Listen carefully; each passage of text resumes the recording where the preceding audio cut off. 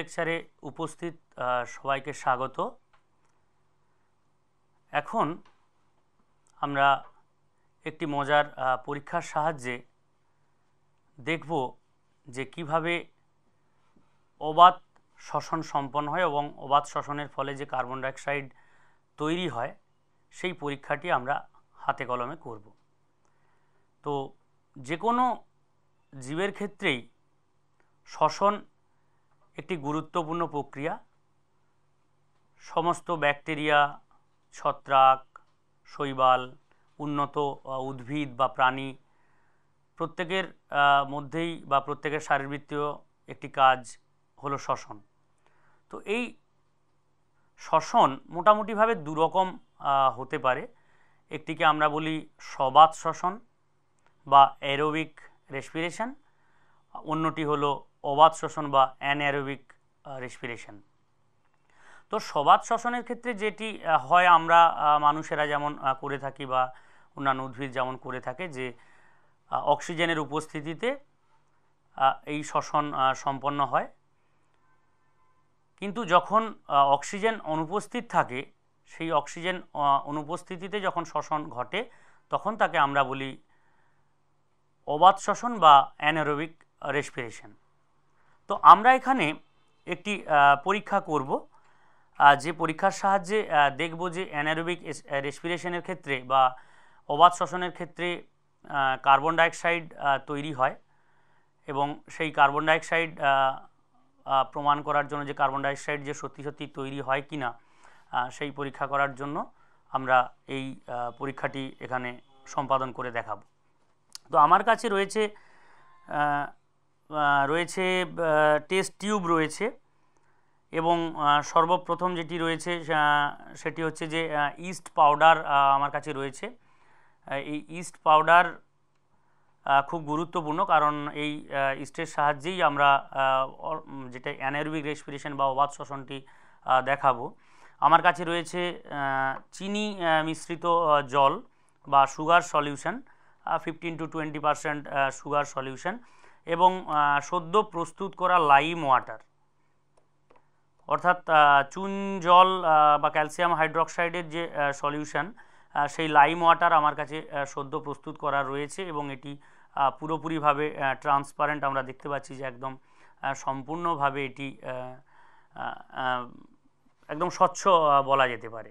এটি যেটি রয়েছে এটি একদমই স্বচ্ছ। তো এই স্বচ্ছ দেখলেই বুঝতে পারছি আমরা। আর যে দুটি বিশেষ প্রয়োজন, একটি ডেলিভারি টিউব। এই ডেলিভারি টিউব খুবই প্রয়োজন। মানে ডেলিভারি টিউব বলতে বাঁকানো কাঁচ নল, যার এক প্রান্ত একটি ছোট প্রান্ত থাকে আর অন্য প্রান্তটি একটু লম্বা হয়। তো এই যে ডেলিভারি টিউবটি দেখতে পাচ্ছি, এটি কাঁচের নল, যেটি এক প্রান্ত ছোট রয়েছে এবং অন্য প্রান্ত বড় রয়েছে, এবং এর সাথে এই ছোট নল যেদিকে রয়েছে তার সাথে একটি কর্ক রয়েছে, যে কর্কটি এর মধ্যে ভেতরে পোঁতা রয়েছে, অর্থাৎ কর্কের মধ্য দিয়ে ছোট প্রান্তটি ঢোকানো থাকবে। এই অবস্থায় দুটি আমাদের টেস্ট টিউবের প্রয়োজন। এই টেস্ট টিউব দুটি যাতে করে এই ডেলিভারি টিউবটি এইভাবে বসে যেতে পারে, এই দুটি টেস্ট টিউব যাতে এইভাবে বসতে পারে, এইভাবে আমাদের সেট আপটি করে নিতে হবে বা এইভাবে সেট আপ নিয়ে নিতে হবে এই দুটি টেস্ট টিউবের জন্য। এখন আমাদের যেটি লাগবে সেটি ইস্টের একটি সলিউশন বা ইস্টের একটি দ্রবণ আমাদের বানিয়ে নিতে হবে, এবং ইস্টের এই দ্রবণ বানানোর জন্য আমাদের বুনসেন বার্নার লাগবে বা স্পিরিট ল্যাম্প। এখানে স্পিরিট ল্যাম্প রয়েছে। এই স্পিরিট ল্যাম্পটি আমরা জ্বালিয়ে নেব। জ্বালিয়ে গরম অবস্থায় আমরা ইস্টের যে দ্রবণটি আমরা গরম করে নেব। ইস্টের শুকনো ইস্ট পাউডারটিকে মিশিয়ে এই ইস্ট পাউডার মিশিয়ে আমরা গরম করে নেব। তো আমার কাছে জল রয়েছে।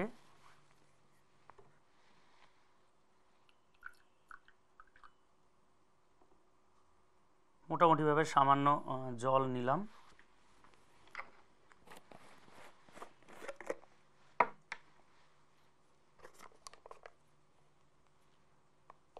এখান থেকে হাফ চামচের একটু বেশি ইস্টের শুকনো যে ইস্ট পাউডার, সেই ইস্ট পাউডার বা ইস্ট এক্সট্রাক্ট সেটি আমরা নিয়ে নিলাম। এর মধ্যে ভালোভাবে মিশ্রিত করার জন্য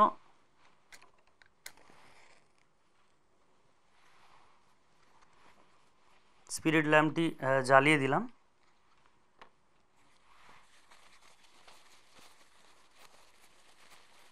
যেহেতু এখানে তার জ্বালির টি নেই গরম করার জন্য, আমরা জাস্ট একটা কাগজের টুকরোকে নিয়ে, যাতে হাত না পুড়ে যায়, জাস্ট নিয়ে আমরা একটু এটি গরম করে নেব।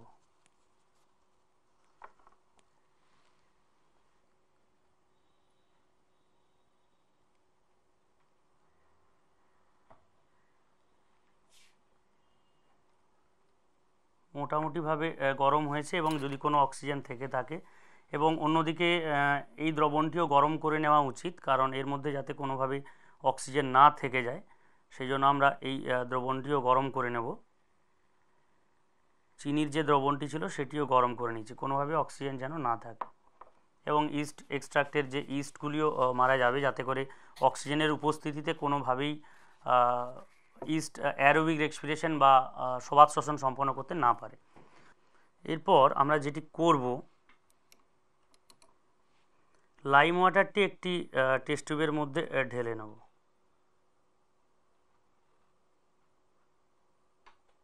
এমনভাবে ঢালবো যেন ডেলিভারি টিউবের মুখটি সম্পূর্ণভাবে এর মধ্যে নিমজ্জিত হতে পারে।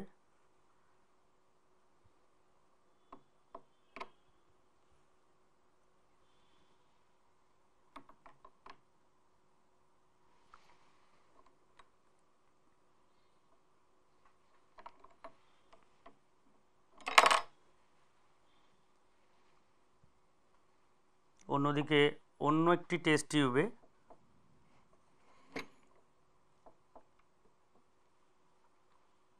সুগারের দ্রবণ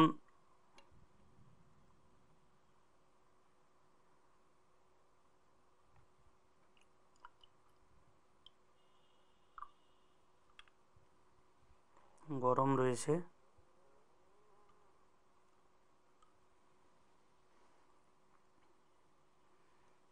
তার সাথে সাথে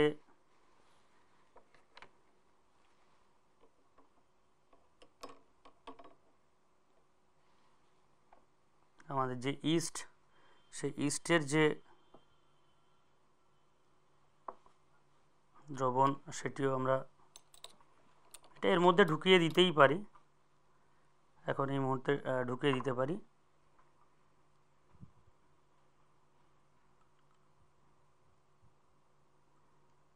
ইস্টের দ্রবণটি এই সুগার দ্রবণের মধ্যে বা চিনির দ্রবণের মধ্যে আমরা কিছুটা ঢেলে নেব।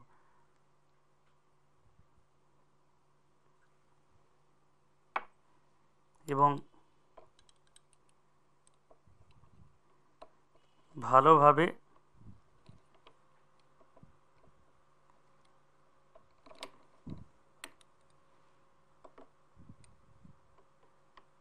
অর্থাৎ ছোট প্রান্তটি এই ইস্টের দ্রবণের মধ্যে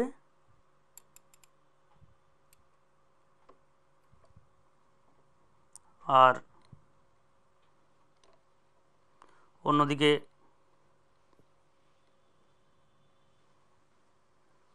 বড় যে প্রান্তটি, সেই বড় প্রান্তটি লাইম ওয়াটারের মধ্যে যেন প্রবেশ থাকে, এবং যাতে করে যে উৎপন্ন কার্বন ডাইঅক্সাইড ইস্টের মাধ্যমে যে সুগারকে যখন বিক্রিয়া করে যখন কার্বন ডাইঅক্সাইড তৈরি হবে, সেই কার্বন ডাইঅক্সাইড যাতে বাইরের দিকে না বেরিয়ে যায়, সেই জন্য আমরা এই মুখগুলি ভালো করে ভেসলিন দিয়ে আমরা বা গ্রিজ দিয়ে মুখগুলি আটকে দেবো, যাতে করে কোনোভাবেই আমাদের প্রস্তুতি সম্পূর্ণ হয়েছে। শুধুমাত্র এরপর অপেক্ষা করতে হবে যে ইস্ট এবং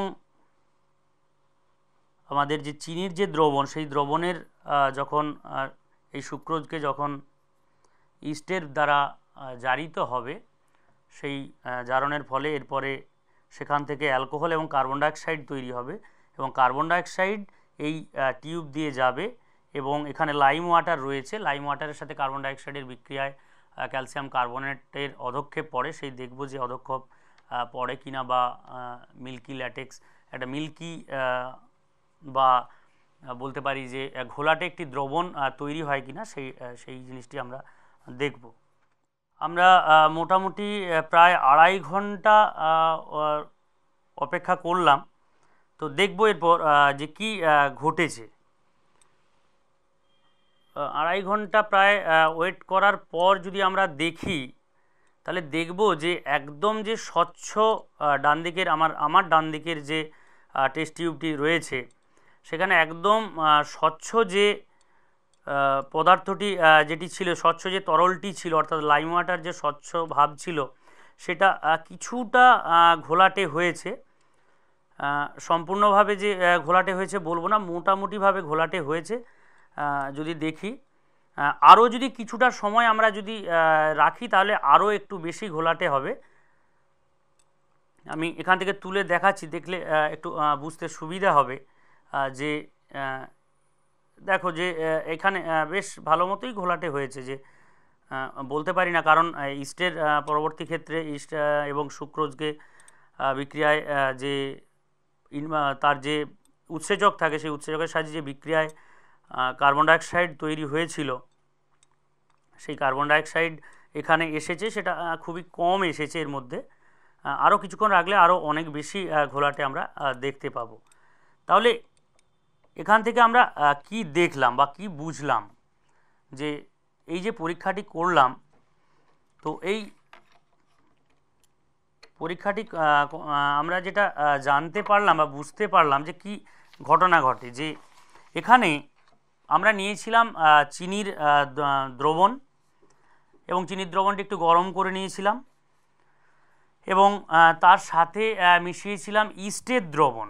আসলে ইস্ট যখন গরম করা হয়েছিল দুটি ক্ষেত্রেই প্রথম কথা অক্সিজেনের উপস্থিতি একদমই ছিল না, কারণ অক্সিজেন রাখা চলবে না, কারণ অক্সিজেন যদি থেকে যায় তাহলে ইস্ট সেক্ষেত্রে অ্যারোবিক রেসপিরেশন দেখাতে পারে এবং এর যে ইনভার্টেজ যে উৎসেচক সেই উৎসেচক প্রথমে সুক্রোজকে ভেঙে গ্লুকোজে পরিণত করে এবং এই গ্লুকোজ পরবর্তী ক্ষেত্রে এর মাধ্যমে বা উৎসেচকের এর মাধ্যমে যেটা করে সেটা হচ্ছে যে ইথানল এবং কার্বন ডাইঅক্সাইডে পরিণত করে, ইথাইল অ্যালকোহল এবং কার্বন ডাইঅক্সাইড পরিণত করে। তাহলে এখানে দেখতে পাবো যে এর মধ্যে যে চিনির দ্রবণ ছিল সেখানে ইস্টের ফলে বিক্রিয়ায় ইথানল বা ইথাইল অ্যালকোহল তৈরি হয় এবং সেখান থেকে কার্বন ডাইঅক্সাইড তৈরি হয়েছে, যে কার্বন ডাইঅক্সাইড এখান থেকে গিয়ে এই টেস্ট টিউবের মধ্যে পৌঁছেছে এবং এখানে লাইম ওয়াটারের সঙ্গে বিক্রিয়া করে এই লাইম ওয়াটারের সাথে বিক্রিয়ায় এই ক্যালসিয়াম কার্বনেটের অধক্ষেপ পড়েছে, যার ফলে এই দ্রবণটি বা স্বচ্ছ যে লাইম ওয়াটারের দ্রবণ ছিল সেই লাইম ওয়াটারের দ্রবণ ঘোলাটে হয়ে গেছে। আমরা যদি দেখি ভালোভাবে দেখলে এটা বুঝতে পারছি যে কিছুটা ঘোলাটে হয়েছে। তো তাহলে আমরা এখান থেকে কি বুঝলাম, যে অবাধ শ্বসনের ফলে কার্বন ডাইঅক্সাইড উৎপন্ন হয়, এই পরীক্ষাটি থেকে আমরা প্রমাণ করতে পারলাম। তবে কয়েকটি বিষয় এই পরীক্ষাটি মনে রাখা প্রয়োজন, যেমন ইস্টের যে দ্রবণটি বানাতে হবে সেটি গরম করে নেওয়া দরকার এবং সাথে সাথে সুক্রোজ বা চিনির যে দ্রবণ হবে এটি গ্লুকোজের দ্রবণ নিয়েও করা যেতে পারে, সেক্ষেত্রে সেটি কিন্তু দুটোই গরম করে নিতে হবে যেন কোনোভাবে অক্সিজেন এখানে না থাকে। এবং আরেকটি বিষয় সতর্কতা অবলম্বন করা দরকার, যখন আমরা এইগুলি গরম করব তখন যেন কোনোভাবেই হাতে কোনোভাবে আগুনের সংস্পর্শে যেন হাত বা আঙুল না আসে, যাতে করে পুড়ে না যায়। তো এইভাবে আমরা প্রমাণ করতেই পারি যে কার্বন ডাইঅক্সাইড যেখানেই তৈরি হোক না কেন এই সাহায্যে বা লাইম ওয়াটারের সাহায্যে আমরা এই পরীক্ষাগুলি করতে পারি। আশা করি তোমাদের এই পরীক্ষাটি ভালো লেগেছে, তোমরা নিজেরা এটি চেষ্টা করবে, সফল হলে অবশ্যই তোমাদের নিজেদেরই ভালো লাগবে, খুশি হবে, অনেক কিছু জানতে পারবে। আজকের মতো এটুকুই, তোমাদেরকে অনেক অনেক অনেক ধন্যবাদ।